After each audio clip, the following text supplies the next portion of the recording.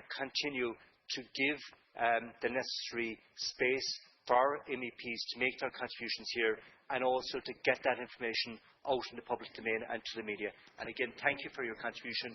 Thank you for your contribution here in Dáil Éireann and European Parliament, and wishing you well in your future career. Thank you indeed. Thank you very much, Senator Burke. And I'll call Senator Jillian van Turnhout. Yeah, 5 minutes. Thank you very much. And I too would like to join in welcoming Jim Higgins MEP to the House. Both your history, both in this House and in Dáil, and when you were recalling that fateful phone call, it's actually 2 years this Monday. I would have got that phone call when I was in China. Equally a great story, and I'll never forget the moment of getting the phone call and the pride. I want to acknowledge your roles, though, that haven't been highlighted yet on EU suicide prevention strategy and mental health treatment and strategy, the EU funding for the care of the elderly, and the increased access to cross-border health care. These are issues I know that you've played very significant roles, as well as looking at children and youth issues, whether it's childhood obesity, child literacy, and these are some of the issues that don't often get played out here in Ireland, but these are very important issues where their EU strategies are developed, which then filter down to Ireland. And obviously also your role as Quaestor, which is a very important role, and your role in introducing a cultural programme. And I happened to be there in January when you had John Banville, and it was an excellent initiative. As you've said, Ireland's current presidency is very important. It sets a number of milestones, and I certainly would like to join in the recognition of both the roles that the Irish ministers have played, and I think we all have a sense of pride when we hear on the news about Minister Coveney delivering a deal that people said would not be possible within this presidency, and I think we shouldn't underestimate the deal that has been struck and the officials that is supporting that work. But I wanted to raise the issue, for me, is about the role of citizens in Europe. Because I do have a concern that Europe has slightly steered off its path, and to go back to that original path of the community where all voices, no matter how small, were heard equally, where understanding and promoting a diversity of culture and ideas were to the fore. And last week I had the opportunity to be in Vienna. I was very privileged to be speaking in the Austrian Chancellery on the Future of Europe Group report on striking the balance between unity and diversity, which is a report that hasn't got much publicity in Ireland, but 11 foreign ministers from EU member states, not Ireland, came together and wrote a paper on what they believe is the future of Europe.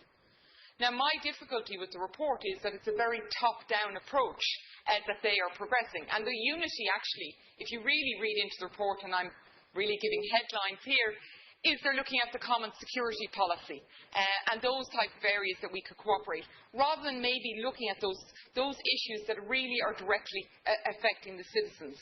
And I think we do need to be careful with our engagement on EU issues, and I think it would be a welcome debate here in the House, actually, Leader, on the future of Europe. It's an interesting paper. It's only 7 pages, but there's a lot of content within those pages. And I think it's very interesting that although the foreign ministers have all put their names to the paper, it's only actually on one official website, and that's the German foreign minister's, Mr. Westerwelle's website. But they have put it out there for debate. But there's often a perception that popular sentiment towards the European Union has turned sour because of this power that has moved to the centre of Europe between France and Germany. But just to note that the European Movement Ireland commissioned a Red Sea poll earlier in the year, and 85% of respondents believed that Ireland should remain part of the European Union, and 83% of Irish adults believe that, on balance, Ireland has benefited from membership of the EU. And I think we shouldn't underestimate that figures. That we can have a serious and engaging debate with citizens in Ireland. They do see the benefits, and we should be saying, how can we develop that further? So, I would be very interested to hear your opinions on how post-presidency, because it's going to be over soon enough, we can ensure that the EU agenda focuses on the issues that most affect our citizens, and how can we best generate that engagement with people and support for the EU among Irish people. That critical friend approach, I would call it. When you have a really good friend, they'll tell you what they like and what they don't like. Because I have concerns, for example, on the multi-annual financial framework.